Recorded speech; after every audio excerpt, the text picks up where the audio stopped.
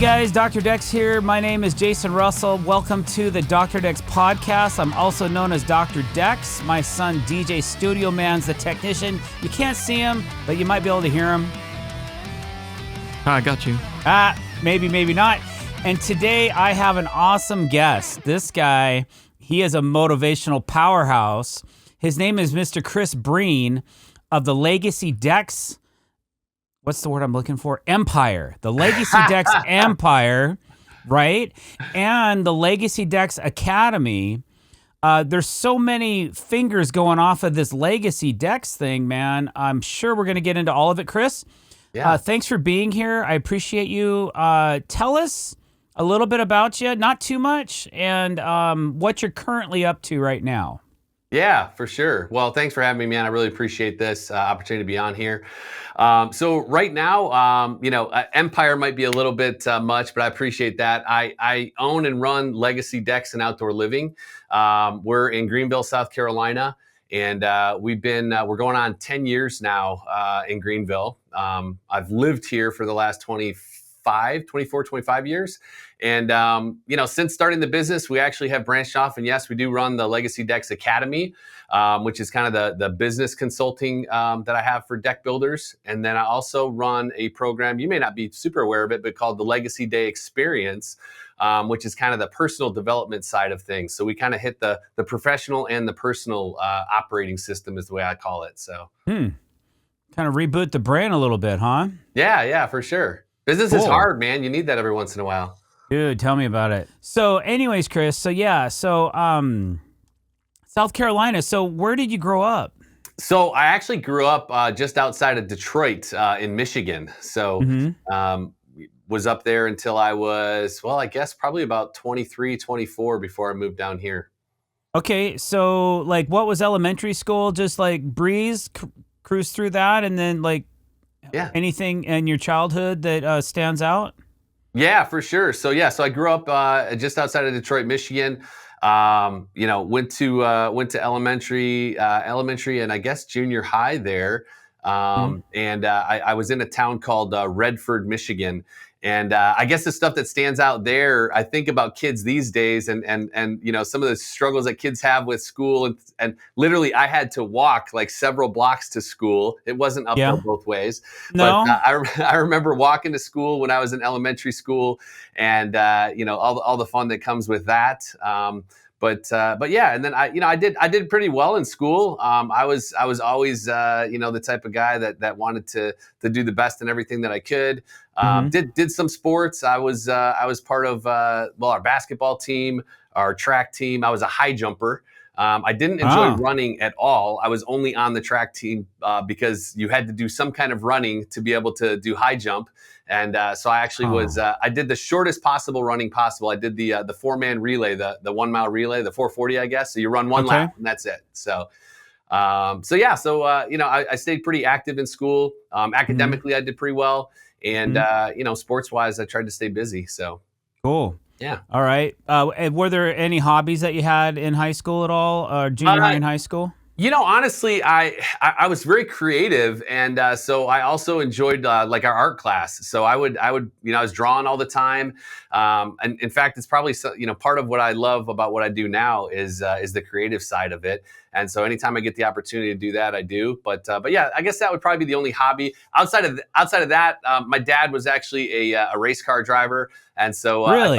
I thought he was the coolest cat around. And so he actually bought my brother, my sister, and I what were called quarter midgets when I was literally 8, 9, 10 years old, I guess. And so we'd spend the weekends at Waterford Hills Racetrack. They had a little track inside the big track for us little guys. And so I grew up racing quarter midgets and following my dad around to the racetracks. So that is awesome. Yeah. So was your dad? Was he a racer on the side, or did he do it? So yeah, professionally? so his full-time gig was he was a firefighter in Southfield, and firefighters.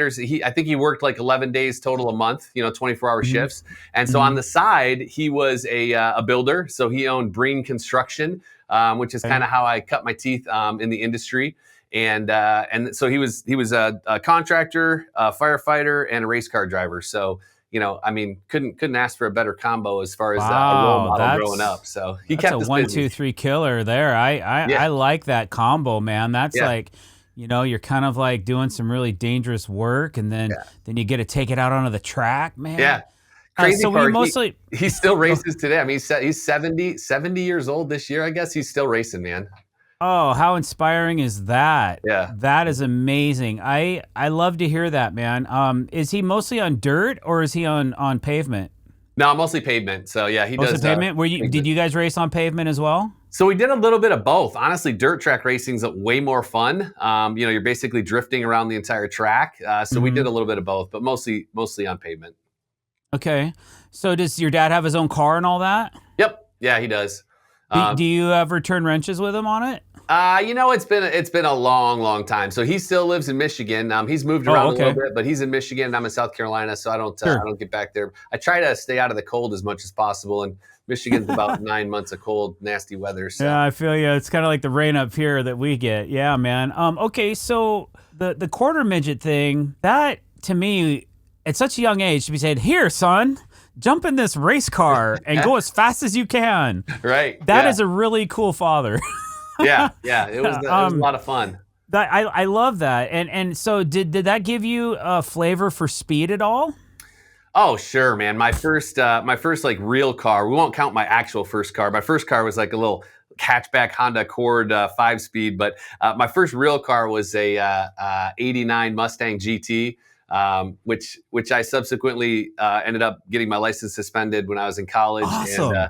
I remember my car insurance payment was probably $500 or $600 a month. It was more than my car payment was for the longest time. Oh, that's Yeah. amazing. Yeah, so Need Okay, for hold Speed on. was definitely there.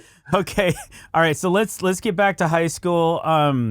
So yeah, man, like back when I was in high school, like I couldn't wait to turn 16 so that I could drive. Yeah, My first car was a Volkswagen Rabbit. nice. And that poor car, that poor little German car, man, I just terrorized that car, man. In 3 days, the emergency brake no longer worked on it because it made this nasty howl when I would just. Yeah. But so what? So your first car was what? So it was actually a hatchback Honda Accord. I think my dad picked it up for like $800. And before I could actually drive it, we had to put a new clutch in it. And, the engine in those is sideways with the trans on the side because it's front wheel drive. I don't know. We had to pull the engine, put the clutch in. Whoa. So I grew up learning how to wrench on cars. Well, that's So, cool, man. yeah. What a great set of skills to have. Even if you Yeah. never use them again, it's always good. At least you know kind of what you're talking about because Yeah. you did it. Yeah. Like, that's awesome. So, yeah, and a Honda, dude, you had a really reliable first car. I don't know, man. It was like 1996, and this was like a 1981 car or something. So it was pretty old. But Right on. and it was in Right Michigan, on. so like everything was rusting off of it. Sure. Oh, because of the salty roads or Yeah, something yeah. like that? Yep. Okay, so Exactly. describe your like your average seasonal thing. Like you said, it snows like 9 months out of the year. I know it's Yeah. cold there and I know it snows a lot. Yeah. But where I come from, we get some salted stuff on the roads, but it's not like it's here and gone in a week. Yeah. The salt's all gone, it's all gone away. It only lasts a week, but you guys have like months of it, right? Oh yeah. I mean, we would get snow as early as October, but mostly by the 1st of November, it was snowing, and man, it could go all the way into April and May. So, which Wow. was kind of cool side story about my childhood. My dad Mhm. also, when I was probably 12, 13, 14, somewhere in there. He wanted to put me and my brother to work, so he actually bought a commercial lawnmower. His buddy had a lawn service. His firefighter buddy had a lawn service. My dad was the builder. He was the landscaper, and so my dad bought us a lawnmower. And after school and on the weekends, my mom would drive us around and we'd cut grass. We like got a handful of accounts cutting grass, which then led into the snow plowing. So like when you're not cutting grass, you're Mm. plowing snow. And so, yeah, man, when I was like 16 years old, I was driving a F350 with an 8-foot blade on the front, plowing snow. I thought it was the coolest thing ever. And so we took advantage of the snow, but I did not like it at all. It was I didn't like the cold, didn't like the snow. The salt ate away any vehicle. You gotta be careful if you buy a vehicle from up north, that's for sure. The whole undercarriage is just nothing but rust. Wow. Hey, solid advice. from somebody, a native from that area. But Yeah. okay, all right. So you're in high school. You're Yep. driving a pretty big truck for somebody, and a 16-year-old first year driver. You're plowing snow with it, man. Which again, it could be a fairly dangerous job, really, if you do it the wrong way, or you don't know what you're doing, right? Yeah. So how did you get did your dad teach you how to do that? Yeah, he taught me how to do it. I was riding shotgun with him for a lot of years. I mean, inside of everything, construction, plowing snow, just kind of riding shotgun, watching him, learning from him. Mm-hmm. And I elevated really quick in that. At one point they had put me in a single axle, like a F800 dump truck.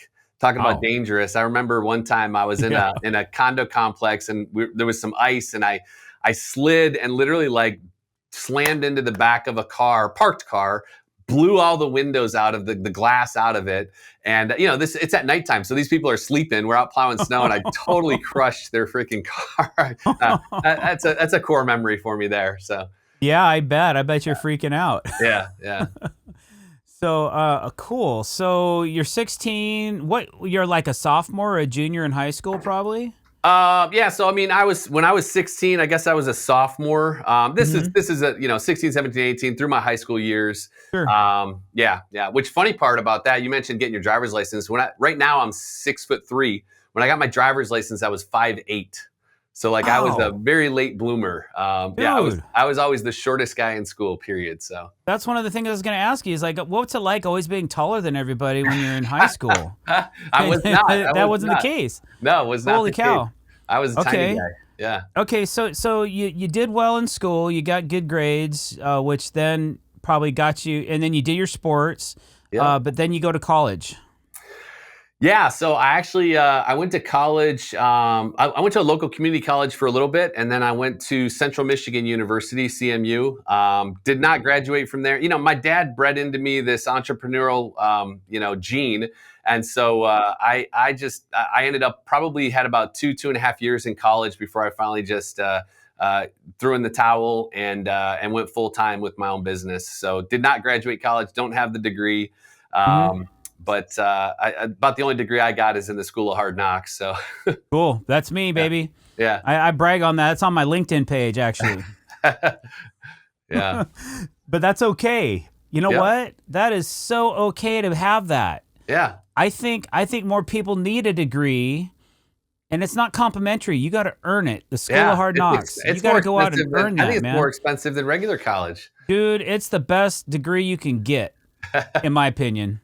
Yeah. I never went to college. I don't have any secondary education. I took everything through the School of Hard Knocks. Yeah. And I think it's really it helps. It helps a lot of people, as long as common sense ain't so common nowadays, but it was back then. So if you had some good common sense, man, you could get through it. Yeah, that's true. Definitely. So, okay. Well, hey, man, so you took a couple years in college, you had some community stuff going on. And then you said, you know what? Not for me. Yeah. This major can just kick it. I'm gonna go out and start my own business. And what was that business? Yeah, so I essentially just continued with what my dad had taught me, and so I had my own lawn and landscape business. So probably had at the peak of it, probably in the neighborhood of 150 accounts that we would cut every single week. Wow. And how old are you? How old are you at this time? So at that time, let's see. Amy and I have been together 28 years. I'm 40. I'll be 48 this year. So I was 20. Yeah, I was 20 at that point. So this is when you met Amy as well? So actually, funny story, Amy, the co-founder and current CEO of Legacy Decks, she actually we went to elementary, junior high, and high school together. So we actually grew up together in Michigan. We didn't hang in the same circles. I was the goody two-shoes, getting good grades, playing sports. She was, I'll let her tell her story someday if you have her on the podcast. 100%. Let's sign her up. We did not hang in the same circles. But 20 years old, I had an apartment with my buddy. And she showed up one night when we were having a party, and basically she never went home. That was 28 years ago. So that's hilarious. Tomorrow is actually our 24-year wedding anniversary. So congratulations. Yeah. Hey, I got a hint for you. Yeah. A tip. Yeah. A tip. Don't ever miss your 29th. I had a little bit of a panic there for a minute when I started to tell you that. I was like, wait, is it today? No, it's tomorrow. Oh, We're going to dude, celebrate in Vegas we tomorrow. would cut bait right now because okay. So I know this podcast ain't about me, Yeah. but I'm going to tell you a quick story. I came home a few years ago from Deck Expo. It was in November at the time, and I came home on a Friday, and I was so hyped up from all this interaction from Deck Expo. The next day was my 29th wedding anniversary, and I completely blanked it. And I brought my wife home really expensive gifts and stuff just for, here you go. I just want you to have this. Yeah. And didn't even think about, happy anniversary or anything like that. Yeah. And it was one of the worst things I've ever done in my life. Like, How long you been married now? 32 years. Okay. Congrats, man. Well, next month, 32 years. Awesome. Don't forget it. So, yeah. So anyways, okay. So back to the action here. So, you met Amy. Yep. And it's funny you say that because that's how I met my wife, was at a house party. Yeah. same story. Like, kind of never been separated since, Yeah. Yeah. So it's a good way to go, man. For all you online daters out there, just meet somebody at a house party, man, and you're good to go. Yeah. So okay. So I was running the lawn service at the time, and we started dating, and I was about 20 then. What was Amy doing at that time? She was, goodness gracious, testing my memory. I'm pretty sure she was a bartender at Red Lobster or waiting tables at Red Lobster. If she wasn't, she was real close to doing that. Yeah. Yeah. That's awesome. Yeah. Okay, Red Lobster. What's Red Lobster like? She's probably going to fact check this when she listens and be like, no, dummy, I didn't start that job till like 3 years after we met. But anyways, Red Lobster, it's like it's a lobster place. They used to have one in Greenville where I'm at, but yeah. Seafood We place. have one. We've had one. I just never been there. Yeah, yeah. Well, I've been allergic. I heard they have really good biscuits. Life, so I don't eat it. Yeah. What's that? I've been allergic to seafood my whole life, so I don't eat it. Okay, well, fair enough. It's probably a good reason not to. Actually. Yeah, for sure. All right, cool. So you're in this landscape business. You're doing 150 yards. How many guys are helping you with this? So there was probably 3 to 4 of us, including me. Didn't take long. I mean, we'd have like 30 yards in one neighborhood. I could just drive the lawnmower around for half the day and cut That's 30 awesome. yards. Yeah. But you're busting through a lot of fuel. Like, how many gallons of gas you guys rocking through in a day? Goodness, man. I don't know. Those commercial mowers have got some big tanks on them, so it'd be probably unusual to have to fill it once. Oh, okay. All right. Yeah, I don't know. These are things, like I said, things just pop in my head. I got to know. I got to know how much gas you used back in the 90s, man. When it was 95 cents a gallon, yeah. Yeah, right? Oh, man. I couldn't imagine now. It's $5 a gallon. Wow. How much is gas where you're at? Man, I drive a Tesla, so I don't keep up with that. I'd probably say in the $3 to $3.50 range. So cheap. Yeah. I don't know why, but Washington, they like to charge us $5 a gallon. That's crazy. Yeah. Everything's okay, more so expensive. so how much longer do you do the landscape maintenance for? Yeah, that's a great question. So let's see. That was when I was 20. We moved to South Carolina when I was 24-ish. And so we probably had that business for another 3 years or so. I got recruited away from it by a big out-of-town landscape company out of Kentucky. I was like 20, 3, 2, and they offered me a ridiculous salary to be the general manager of like this national chain landscape company. And so I was like, hell yeah, sign me up for that. So I actually went and became the GM of that company. They subsequently went under because they expanded too fast and whatever. But yeah, so I sold the landscape company to my partner at the time, and he kind of took things over and started running another guy's team, and that fell apart. And so I guess I was like 23 at the time. So okay. Yeah. And so is that job what took you and Amy to South Carolina? No, actually what happened was when I lost that job, the GM at the landscape company, I I ended up reaching out to a buddy of mine and that ran a marketing company, good friend of mine. And long story short, I ended up he was my diamond in Amway. If anybody's familiar with Amway or pyramid schemes or whatever, anyway, not a scheme, but I was in that organization, which was like my first introduction to personal development. Fantastic. I made no money, but I learned a ton of stuff. But anyways, my upline diamond ran a marketing company, and he was looking for some outside sales reps. It seemed super cool because you travel around the country. So I basically started working for him, and that's what took us to South Carolina. Basically, I spent the entire month of January and February traveling around warm states like Southern California and Texas, and Amy's back at home. It's like negative 14 degrees. You go outside, you breathe in, and your nose hairs freeze. And she's like, scrap this, I'm out of here. So she, her grandparents had retired down to South Carolina. And so she's like, while I was traveling, she's like, I'm going to find a place. And so she flew down here with her mom. She looked at all kinds of apartments, and didn't matter where I lived at the time because I was basically just had to have an airport. And so she identified a place. I don't even know that I saw it before we moved here. And we ended up moving down to Greenville to be closer to her grandparents. She always was close with their grandma and wanted to make sure that our kids, our future kids, because we didn't have them at the time, would be able to know them. And so that was kind of, warm weather, great grandma's there. Let's go. So that was kind of what took us down to Greenville. Cool. Yeah. So you lived in this really cold environment, and you knew from a younger age that it just wasn't for you. Yeah. No. And you knew someday that you were going to bounce out of there and have a much warmer environment. That was the plan. Okay. Well, It looks like it's working out pretty good so far. So far, good so for good. you. Yeah. So we got far, an so empire good. in Greenville now. Yeah. I love it. All right. So you guys move. Yeah. Move to Greenville. What's next? Amy gets pregnant, and we didn't have health insurance. And so I'm like, crap, what are we going to do? And I knew the marketing gig was not a long-term thing. I've always wanted to be in construction.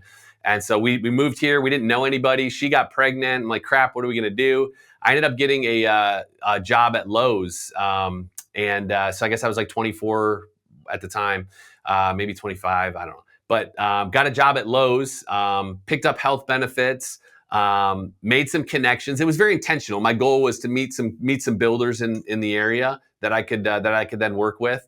And so I got a job at Lowe's. I bought a lawnmower because I was like, I know how to cut grass. Let's start doing some stuff on the side. I need to make money. I'm young.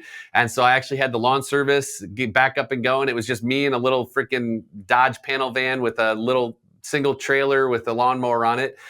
Doing that at nights and weekends, and working at Lowe's, and got the health insurance, so didn't have to pay for Peyton, my oldest daughter, to be born. So nice. So then I went to work at Lowe's and made some good connections. I ended up meeting the builder there that I started working with him on the weekends, and he signed off on me taking my builder's test here. So to be able to take your test in South Carolina, you have to work under another builder for a year. And so he signed off on the affidavit for me to get my take my test. So I took my test, passed it, and got my builder's license. Nice. While I was working at Lowe's. So that test you took, I know that certain states require certain qualifications for you to become a licensed contractor. Yeah. In my state, it just takes money. That's all they care about here is just give me money, and you can be whatever you want to be. Just pay. But like in California and Nevada and apparently where you live, California is like really extensive. I would never build decks there. But California deck builders. I have a lot of respect for you guys as well, man. Yeah. We've had several guys on so far from Southern California. Yeah. And it's always the same. It's about permitting. It's about the contractor's license and obtaining this and da-da-da. And, I don't know if I could pass it because I'm so niche specific in my thought process, because that's all I've done for 33 years is build decks. Yeah. I haven't built a house. I've framed houses before, some stuff. I've done a lot of finish work, but I don't know if I have the proper terminology, blah, blah, blah. So there's no test in Seattle then? No, just pay. Yeah, it's crazy because, like, when you take the test, at least here, you've got to study on all kinds of stuff. You got to learn about sheetrock, about insulation, about soil, about Hmm. erosion, concrete, law. Like, it's no joke. So, Interesting. yeah. Yeah, because that was my next question. You answered it for me. Was what is that test like? Yeah. And I know you took it several years ago, but there's still got to be a certain amount of information that you have to be able to process to be able to pass that. Yeah, it's essentially when I took it, it was open book. I'm not sure if it's still. I think it's still open book. It's really just being able to tip that I would give anybody going to take the test. Make sure you buy the books that are pre-tabbed and pre-highlighted, because all you're doing is essentially reading the question and then saying, okay, where is that in the book? And you go find the answer, because there's no way you can retain all the information, like just Right. Well, impossible. So that kind of makes sense too, because then at least the state's saying, hey, these guys don't know what they're doing, but they can find the answer. Yeah. if they can find the answer Right, in the right. book, Yeah, then we're one step ahead of the problem. that's right. That's right. That makes sense to me because Yep. If you're a decent builder, you go, Yeah. we got to add 4 pieces of rebar instead of 3. Okay, Yeah. Dun. So and quick, it's quick done. story about builder's license since we're talking about it. Sure. We're expanding Legacy Decks up into North Carolina because I'm in South Carolina. We're expanding Okay. up north into like Asheville. And so I had to get my license up there. And it's, for the most part, it's got reciprocity, which basically means they recognize my license, but you still have to take the law test. And so I did this like probably 2 years ago. And I bought the book. I didn't buy the pre-tabbed, pre-highlighted book. It's like 44 questions. You get 90 minutes. I'm like, oh, you get 2 minutes per question. That's plenty of time. I didn't study. I didn't highlight. I didn't tab anything. And I went and I failed that sucker the first time, man. So it was the most anxiety I felt in the longest time, trying to find all the answers frantically. So anyways, long story short, I went back, I bought the tabs, I highlighted, I studied, and I passed it on the second go around. But yeah, Cool. it was, and all I had to take was the law test that time. So. But Yep. still, I mean, for most construction guys, it's probably even worse because you know the construction doesn't mean you know the law. Yeah, like when do you have to have a permit? How do you pay subcontract? Like all that stuff. Like it's, yeah, a lot of stuff to know. Insurance, all that. Yep. Okay. And how long? That was just a couple years ago, huh? Yep. Yeah, that was like 2 years ago. Okay, but they still allowed you to bring that book into the testing facility to take the test. Yep. Yeah. Okay. Yeah, it's open. And you book have to as go. well. You had to go somewhere physically. You couldn't just do it online. Yeah, it's proctored. So you have like headphones on. There's a camera watching you. You go in a little booth. They basically strip search you before you go in. Put all your belongings in a bag, hang it on your chair, and then you're just at the table with your book. You got to use their pencils and turn in your notes to them when you're done. Yeah, they control it pretty heavily. Okay, No well that's cheating going good. on. That's good. I mean, it's not the FAA test I had to take for my drone license wasn't that bad, but I felt like I was being. I thought I was a pilot. I thought I was being tested like a pilot when I had to take that sucker, man. Did you have to do a P test? No, I was high as a kite. No, I'm just kidding. But I almost failed. And I did study for that thing. Yeah. But the test they give you it's tricky. Two of the answers, because it's multiple choice, 2 of the answers are exactly the same. Yeah, just different. There's 5 of words, them. yeah. There's 5 to choose from, Yeah. and 2 of them there's one verb or one adjective or one noun that's different. Yeah. And you're like, cumulus, clouds. I don't know, man. I was just like, whatever. C. If I didn't know the answer, I wrote down C. Yeah. I got 72%. So I almost know what I'm doing when I'm flying a drone over your home. Nice. So, anyways, okay. So you get your contractor's license. Yep. You're in your mid-20s. Yep. You're married. Married. Yep. And have a daughter. Have a daughter. Yep. And then what are you constructing? So let's see. My daughter was born 2004. So moving into 2005, after I got my builder's license, I started subcontracting for Lowe's. So I was still working at Lowe's, and then I became a subcontractor installing kitchen cabinets and fences. And so that was kind of the start of the company at the time was called ProCare Services. It was very generic because I didn't know what I wanted to do, if I was going to cut grass, landscape, lay sod, or build a garage, right? So it was Pro Care Services. And so yeah, we just started gradually doing that. And as the side work started to replace the stuff at Lowe's, I ended up after 2 years leaving Lowe's. I had my second son at that point. He was born in 2005, so we went back to back. 2004, 2005. Had my daughter, had my son. Still, I had a third son too. But and so basically, after I had the second son, shortly after that, we decided to go all in on Pro Care Services. Stopped working at Lowe's. Started working out of my house full time. And yeah, we were doing anything. We would cut your grass, we would build you a fence, we would build you a deck. The first big project I ever did was building the guy a garage. And so yeah, so I had Pro Care from 2004 until 2013. Yep. Okay. So, and the evolution of that, essentially, I eventually dropped the lawn stuff, kind of handed it off to another guy to do those contracts, and went all in on the construction side of things. But I was doing everything. I was selling, I was managing, I was building the projects. Anything that needed to be done, I was doing it. Had a couple of guys working for me. My neighbor, actually at the time, 60-year-old guy, he was like my number two. He was my first employee, if you will. And so we just it just started going from there. We kept installing fences and cabinets for Lowe's, and picking up any other kind of stuff we could do to kind of pay the bills. Eventually, we ended up getting a small office right on Main Street in my town in Simpsonville, which is actually where I live, just outside of Greenville. And I think the only employee outside of Amy was my bookkeeper, marketing, all that kind of stuff, which is kind of why I kept her around for the most part. When we first started dating, she took over my books, and she's just never stopped. So she's always been in control of the money, and it's worked out so far. So, yeah. But yeah, so eventually we still, though, Pro Care Services was basically all things to all people. We built a couple of custom homes. If you would have told me back then that we could build $5 or $10 million worth of decks, just decks, I would have told you you're crazy. There's not that much deck business. So we were doing everything that anybody would ask. We do a kitchen, we do a bathroom, we do a deck, a garage, a house, a fence. So yeah, Sure. So we did that for almost 10 years. Okay, so hold on a second. Yeah. There's something I need to get clear here.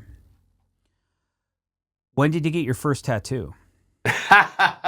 When did I get my first? So first tattoo was probably when I was back up a little bit so we can see, we can admire. When I was 18 in Michigan, I got my first tattoo, which is now covered up.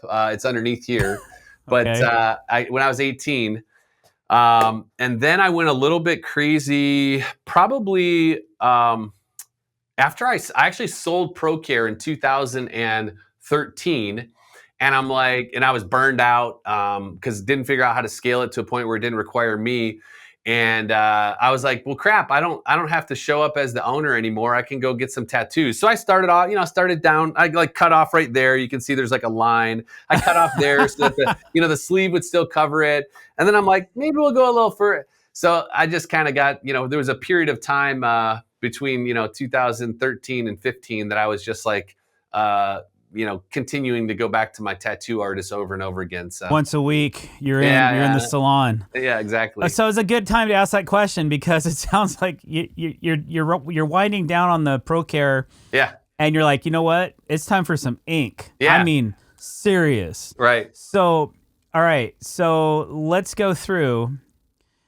And you're fully sleeved on both arms now? Yeah, both arms, my chest on this side, my back on this side. So, yep. Okay. All right. That's a healthy amount. What do you think your total investment? If you want to wait to share that information until we go into our bonus episode, that's cool. No, I don't mind. So I figure I've got all in probably about 45 hours. And with tips and all that, I was probably paying like $1.75 an hour back then. So probably about $8,000. Was that it? Yeah. That's pretty cheap. Yeah. I guess. I pay $8,000 for one tattoo. No, I'm just kidding. There you go. I don't. But no, that's, and do you, okay, so I've been told and regretfully so, I've been told though, if you can stick with one artist, yep. it really gives you a lot of good cohesiveness to your art on your body. How many artists have you had working on you? Just one. Yeah, Yeah. good for you. Except for the guy that when I was 18 up in Michigan. But Of yeah, course, since of then, course. it's just been the same artist. Yeah. Yeah, and I kind of have a gal that I haven't seen in several years, but she did a couple of mine, and I would like to stick with it. Yeah. You know, when I decide it's time to do another one, I haven't had one in a while, but yeah, that's always a cool kind of not so taboo anymore. You know, I think it's like it's no big deal to see a couple tattoos Right. on somebody Right. It's more nowadays. mainstream now. Yeah. And Yeah. and I kind of like the way you flow because your stuff looks fluid. Yeah. And a lot of people, it's like, you know, some people do it one way, some people do it another. There's no right or wrong way to do it. I just, you know, there's different art forms, and depending on the artist and who's doing your ink, you know. But Yeah. that's cool. It's kind of a cool thing to have. And do you shave your arms at all, or? No, I haven't in a while. I go through seasons where I will, but I haven't in a while. So Do you like wear sunscreen or protective wear a lot, nah, or not really. Not really. no? No. Okay, so you just rock that, and there it is. I've had this is a Phoenix, and I've had this touched up once. All this color. Mhm. So that's Mhm. been touched up once, but other than that, everything's pretty much Okay. original. Yeah, So I've had one touched up as well. It's yeah. just black and white, but it's getting pretty convoluted now. So I'm thinking about maybe having it erased and have something else put on there. I don't know. Yeah, I guess they can do that these days. Yeah, it'll be interesting to see how painful that is. My daughter turned 18, and that was her request was to get a tattoo. So I got her in with my guy, and he did her first tattoo. So now she's got like That's cool. freaking 10 tattoos. So can't Atta really girl. say much about it. So How about mom? Mom got any? yeah, she's got a couple. She's got Okay. I guess she's got 3, Cool. 2 for sure. Kiki kind of went Chris Breen, Yeah. and she went and had 8 in one sitting. Oh wow, crazy.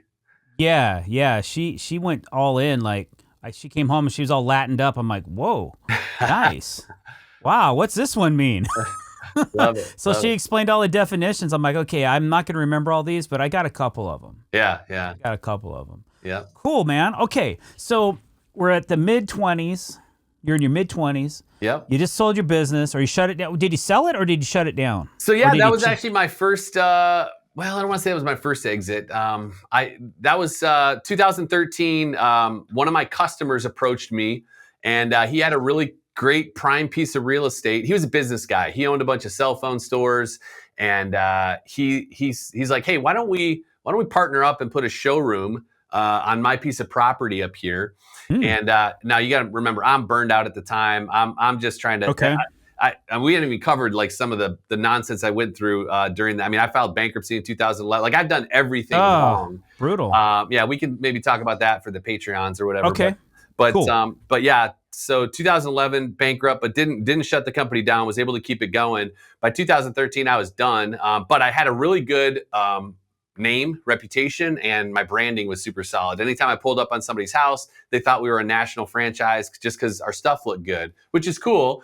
But it was really just me. And so he, instead of me partnering with him, because I did not want to partner, I wanted out of the business. Basically, we negotiated a deal where he bought me out. And he kind of gave me, I guess, what they call the golden handcuffs, where I had to stay working with him for a year to keep the thing going. But yeah, so I sold it in 2013 and ended up working with him for about 9 months before we both decided, like, hey, you got this, you go ahead and run with it. We had different ideals and values about business. And so it was a little out of alignment. So I just kind of decided to end that. So 2013, that was and then by 2014, I wasn't working with him anymore. And had a bunch of money. We had built a custom house during this time as well, and sold the house, sold the business, sold about 90% of everything we owned. And Amy's like, well, what do you want to do now? And so I told her, I was like, I want to become a full-time missionary. Now, side story, during this time, I had started doing mission trips with my church, and just really got a heart for serving. And this one particular area, we worked at a boys' home in Mexico, And so I was like, you know what? I really enjoy doing that. It was nowhere near like the stress of my contracting business. And so Amy's like, all right, well, let's look at what that looks like. So we had a bunch of money in the bank, a bunch of time at that point. And so we signed up for a discipleship training school through an organization called YWAM, which is Youth with a Mission. And it's a 6-month commitment where you go basically learn how to be a disciple, and then you go do it for a couple months in the field. And so that was a 6-month commitment, but we had about 6 months before that started. And so we took the money we had. I bought this 7.3 turbo diesel Excursion and a 38-foot travel trailer. And we drove cross country for 6 months with all 3 kids. We had since then, 2012, I had my youngest son. So we had a 2-year-old and I guess a 9 and a 10-year-old at that time. Wow. And so were you homeschooling those kids while you were traveling around? Okay. Yeah, by we, I mean Amy was homeschooling them, yeah. Of course. And so, yeah.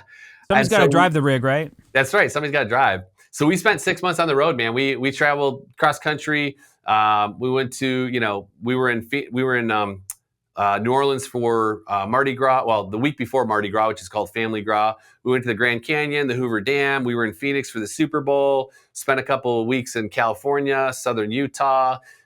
Did a bunch of hiking, and yeah, we had a great time for 6 months on the road. So this was like 2014 into 15. Okay. Yeah. So we're starting to get current here. So getting there. All right. So, but isn't this great?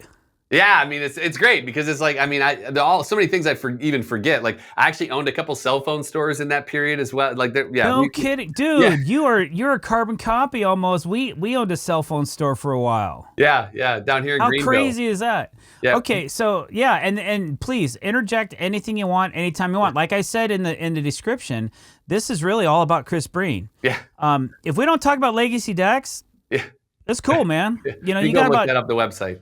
Yeah, man, we got 20 minutes. Your shirt says it all. Yeah, exactly. No, but I this is what I want. I want to hear about you and your fam. And just anything you want to talk about. That's what's cool about this podcast. It is a construction-based deck building type podcast. Yeah. But it's really cool to get the inner scoop. Yeah, for sure. On the people, right? So, okay. So let's see. You're in this mission now, dude. All right? Yeah. And you're driving around in this travel trailer and stuff. Okay. So you're on the West Coast somewhere? So we basically, it was from November to like February, March. So we stayed in the southern states all the way across, and then came back. We put 11,000 miles total while we were on the road. And it was a great time. I mean, it was a great time to connect with the family. I will say this, it did expose me in that time because, you got to look back, like most of us building a business, like we're putting in more time in the business usually than we are with the family. And, it took about 30 days on the road. This is a lesson that I learned before Amy and the kids, before I wasn't a distraction to them. Like they're used to just living their life, running their life and doing their thing, and dad's off working, right? And so it was really, the first 30 days was super weird because I was there all the time. And they're used to doing life without me, which is kind of sad when you think about it. And so, I learned an important lesson in that, if I ever did get back into business, because in my mind, I was just gonna be a missionary full time. But if I ever did get back into business, like I would do it different to where that wasn't the case. But yeah, so we spent 5-6 months on the road, 11,000 miles. Only had to put a transmission in the truck, and I think I had the wheel bearing blow out on my camper in the middle of nowhere, Texas. Oh. It was literally like an hour and a half to a town this way or an hour and a half to a town that way. We had to basically abort the camper because the hub blew off and drive into the next town, get the parts, come back.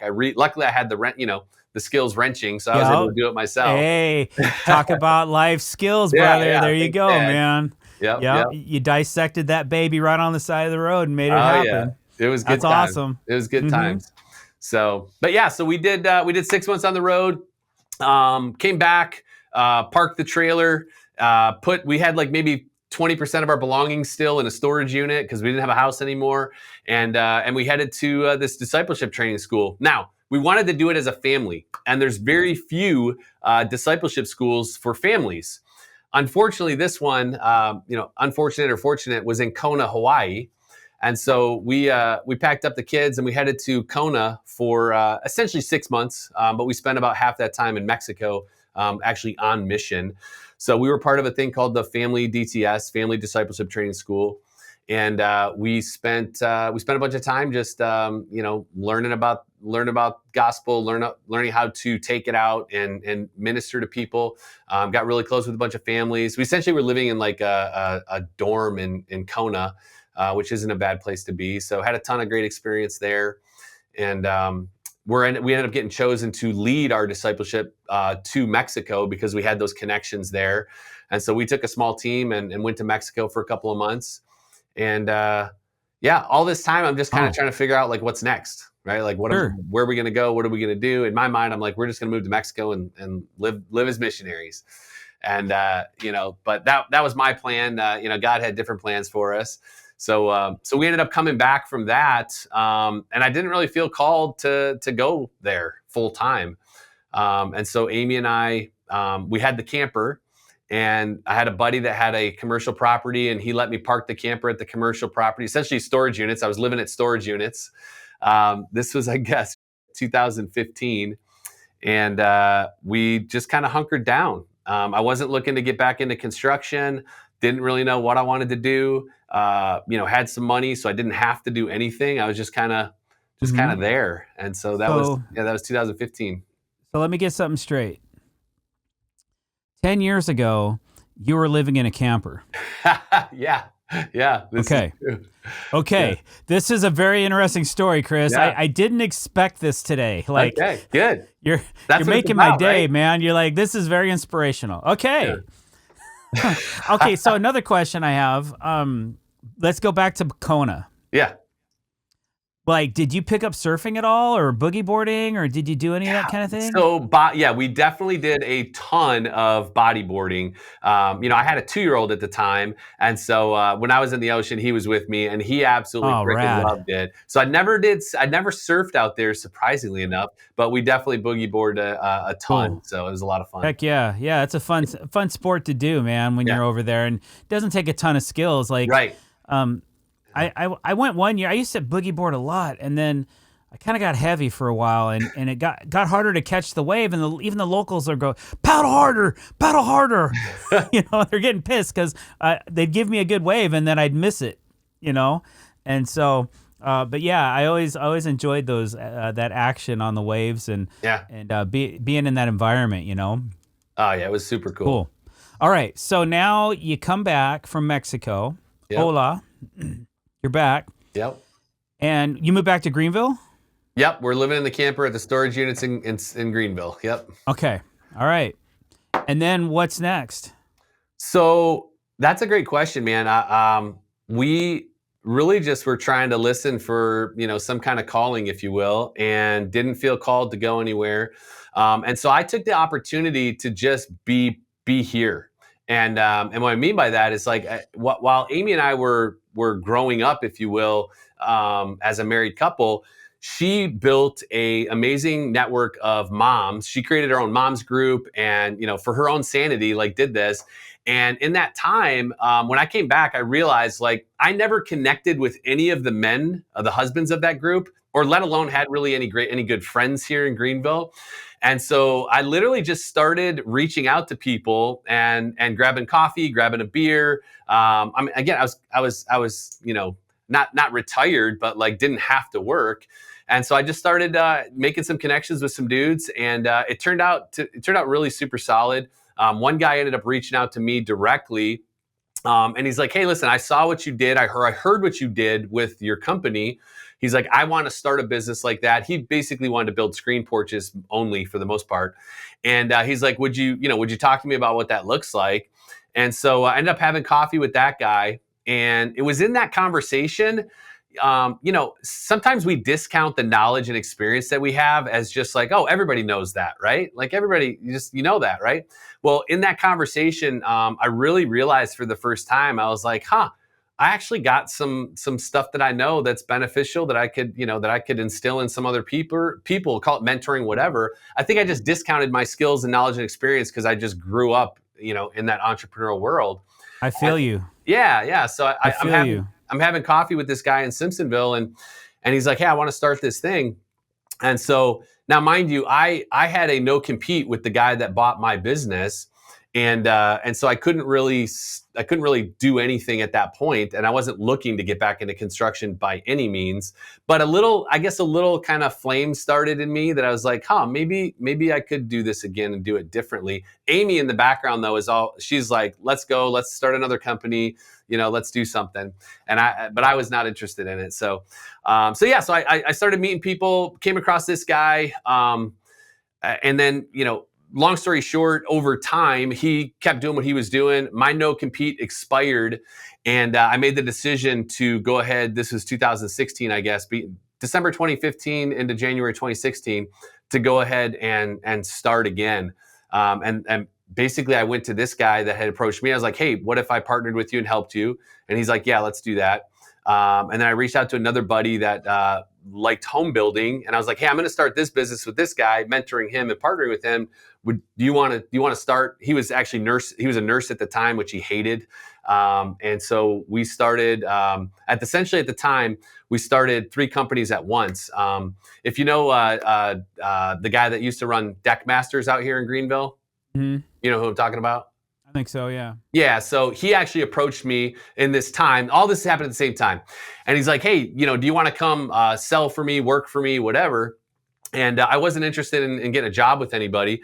And so he ended up, him and I struck a deal where I just bought his business. So December 2015, January 2016, I bought Deck Masters. And that's when I went to my other buddies, both of them, and I said, hey, I'm going to start Deck Masters. What if we started Porch Masters, the guy that wanted to do screen porches, and Build Masters, the guy that wanted to build houses and stuff? And so we started all of this, and Amy was kind of the mastermind behind it all. She's like, all right, I'm going to start a holding company called Master Contracting. And that's going to do all of the back office, bookkeeping, call center, paperwork for all 3 companies. So we rented a space not like 2 miles from my office right now, like 2,500 square foot, $1,000 a month, and boom, we're in business. We got all 3 of these companies now. So we took over Deck. That's how Legacy Decks came to be, kind of, origin story. We rebranded Deck Masters as Legacy Decks. And, when did you do that? So that was, we were looking to franchise Deck Masters, and the name was not able to be franchised. So that was probably, 5 years ago now. So 2020, I would say, maybe right before 2020, 2019, 2020, we rebranded. That's when I met you, I think, for the first time. I believe it was around 2019 when, maybe it was a little later, but it was one of those TimberTech Golf. It was probably it was probably 18, 19. It was definitely. We were on a bus. We knew each other before COVID, so I jumped on. Yeah, TimberTech. Yeah, the TimberTech championship. We did meet officially. We met before that, but that's the first time we ever had a deep conversation. Yeah, exactly. Where I kind of put a face to a name, and your wife was there, and we had a really great, probably 15-minute chat on the bus heading over to one. And I was like, hey man, I know you guys are busy. I'm busy. Got to bounce. I'm supposed to be somewhere in 15 minutes. Blah blah blah. Nice to meet you. And then I've witnessed this growth, this prominence emulating, I should say, from you and your brand and your wife. Yeah. And it's been really interesting. To watch what you've come, and to hear what you've come from, and now to witness where you're going. And it's very interesting. We're gonna run out of time on this, but we're gonna jump in it. We're gonna jump in it into our bonus episode. But so much more dirt to cover. Well, yeah. I mean, I don't want to get too far advanced here because I really want you to be able to cap off your story. And we got 7-8 minutes, Cal. Yeah, somewhere in there. I mean, we can go long if we need to, but we try to stay within our format, right? Sure, we're about there. So, yeah, well, no, we're getting there. We're in the 2020s, or close to it. So okay. So when I met you, you had Legacy. Did you not have Legacy Decks when? So we were Deck Masters. We were Deck Masters when you met me, because if you remember, you did a quick little. I introduced you to Jeremy Wilkins over video. Right. I said, "Hey, can I introduce you to Jeremy? Will you do a quick video?" And Jeremy's handle IG handle is Deckmaster J because he worked for Deckmasters and he was Jeremy. So that's where Deckmaster J comes from. And so I introduced you to him, and bing, bang, boom, he went from like, 600 followers to 20,000 followers, right? You're welcome, Jeremy. You're welcome. I'm just kidding. Just kidding. But dude, okay, so back up for a second. Yeah. I thought, and this is because it's just me thinking, right? Yeah. Being a social media ambassador, influencer, whatever you want to call it, right? Deckmaster J is just a really cunning way of saying, I'm a bad deck builder. But I had no idea that it had tied into your company name. Yeah, for sure. Yeah, wow, man. He was He was a subcontractor for several years, and then he actually we put him on the payroll for a while before he went on. I remember that. Yep. Yeah, I remember all this. So we're in my realm now. So okay, so let's go back for just a sec. So sorry, I'm just processing this as we're talking. So you have Deckmasters. Yep. I met you as a Deckmaster. Yep. All right. So during this transformation of your company, you go from Deckmasters, and then what possessed you to change the name to Legacy Decks? Yeah, so we had gotten the business, in this time, we had gotten the business to a place where it was basically running without me doing anything major in the business. I was leading. I wasn't selling, managing, ordering. Customers didn't know my name. And so we got the bright idea, like, hey, what if we franchised this and helped other deck builders do what I did or do what we did? And so we decided to franchise. Well, when you franchise, you need to have a name that's trademarkable, and the website needs to be available. And so we hired a franchise attorney and a franchise consultant, and I've got the book somewhere. I had them build out the Legacy Decks manual. This is what we paid for. It cost me $75,000 to have a franchise company come in and talk to us about how to franchise. And so in that time, we had to find a name that would work. And my franchise attorney said, he's like, I don't care what it is. Make sure it's easy to remember, it's trademarkable, and that the website's available.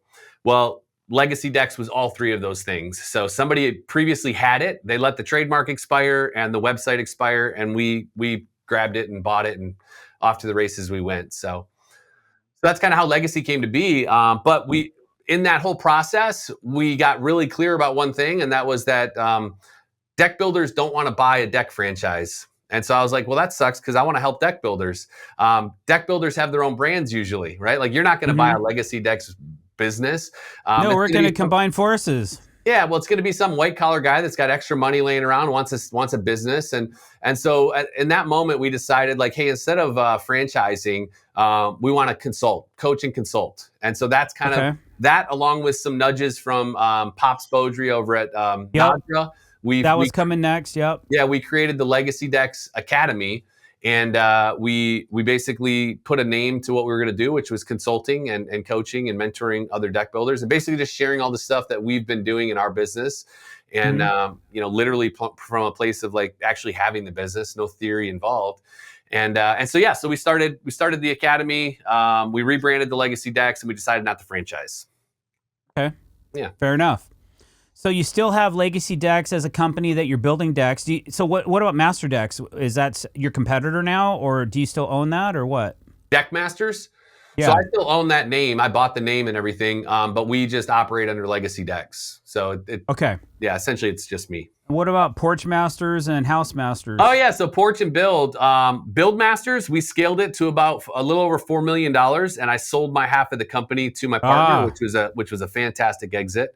Yeah, heck yeah, it is. Yeah, and then Porch Masters, that partner and I didn't really have an alignment in values. And so shortly after starting, we decided to part ways. I don't even know. It might have been in the first year and a half, and maybe a little longer. And so basically that company didn't really have any real value to sell. And so we just kind of, wrote up the paperwork, and he still operates his business, and Build Masters still operates their business, and they're both growing in this market. So great. Yeah. And now you're Legacy Decks. And now we're Legacy Decks. All right. Deck Masters. No more Deck Masters. So that was in 2020-ish? So I sold Legacy Decks 2020. I think it finalized in 2021. I'm sorry, not Legacy Decks. Build Masters. Build Masters. Yeah. Yep. And all that kind of happened in that 2020, 2021 period. Okay. Yeah. So Legacy Decks is rather fresh it's a deck building brand, but it has many, many years of experience behind it. So yeah, I've had it for 10 years. The guy that started it when it was Deckmasters was 3 years. So technically we're like 13 years old, but I've had it for the last 10 years. Okay. Yeah. And branded as Legacy Decks for the last 5 years or so? 5-ish, yeah. Don't quote me on that, but fair enough. Well, no. All right, Chris. So I think where I want to go with this is the whole Legacy Decks, and then the Legacy Decks Academy, where you're giving this information, not giving, you're charging for this information. Some of it you're giving away because there's like Absolutely. an event. Yeah. You may be compensated by somebody for bringing you into this or whatever. You got, what people ask me for free information every single day. Yeah. Every day of my career. People are DMing me and say, and for the most part, I give it to them. Yeah.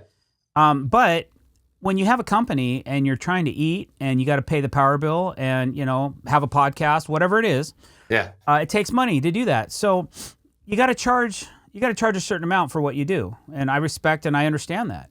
So, for you to come and even give a presentation to a group, an audience, oops, sorry, Cal. I get scolded when I hit the mic. It takes effort and energy to get there and prep and all these other things that go into what your service is. So just kind of give me, is that where your focus lies right now, is in the academy? Or So I mentioned earlier that Amy is technically the CEO at Legacy Decks. She basically is not basically, she is running that company. I only do the quarterly and annual planning with them now, and my focus is 100% with the academy. And I give away, just like you, I give away a ton, like the information, I'll give it all away. I charge people when they want me to help implement it, right? And so that's kind of how the academy is. And I love the fact that we have the deck business, because like stuff is always changing, like the way that we're selling, the way that we're managing the softwares, the technology. And so it keeps the academy's content really fresh, because we literally are running a multi-million-dollar deck business right next door. When my members come here, they literally can walk over and meet with my estimator, with my front office gal, with my sales team. And so it's really kind of a cool thing that I get to do. So yeah, my focus is 100% here. Proof's in the pudding, man. Yeah. You've got the receipts to show. Yeah. So yeah, man. Chris Breen from Legacy Decks and Academy. Yep. We're out of time. All right. Well, this has been already. Good. Yeah, this has been really good. Probably one of the best 34, number 34? 35. 30. Ooh, dude, you're number 35. You're gonna title it like from living in a camper to running a multi-million-dollar deck empire. That's I tried to avoid that. I did that at first, good. but I'm like, I'm really tired of that, so I'm like, I'm not gonna do that anymore. Good. I would just put down Stone Cold Gangster or something like that. The working title so far is this guy's done like literally everything. Like, holy crap. It's been a joy. Actually fun. I can't believe this time's up already. Just really awesome to hear your backstory. But now we're gonna jump over to Patreon, and we're gonna do some numbers. And there's just some other things I want to know about you and what you got going on here, about this about the academy, and also something I've heard along the lines of some physicality that's going on in some of these training sessions. So if you guys want to hear about that, because you're a fit dude, step back, show them your. All right, yeah. Whoa, no weapons on YouTube. Easy, yeah, no guns allowed. Okay, so I'll tell you what. If you want to hear it, you want to get some of the dirt on Chris Breen, go to Patreon, click subscribe, $5 a month, guys. You can pay more if you want. You can do the Uber experience or whatever it is, Cal, that we offer. $5? Just do the $5 one. It's cheap. And we just thank you, Chris Breen, Legacy Decks and Academy. Thank you for being here. I'm very grateful, man. And hey, how do we get a hold of you? What do you want to? Is there anything else you want to say before we jump? No, this has been great. I mean, I really enjoyed it. If you want to follow me, best way is just on my personal Instagram page, which is official Chris Breen. So that's, everything you want is going to be there. So that's where Okay. I would send you. All right, that's simple and easy, guys. All right, that concludes another episode of the Dr. Dex podcast. Chris, thank you so much for being here. We appreciate you guys. All right, don't forget to click that subscribe button. There you are, right there. All right, thanks for watching, guys. Over and out.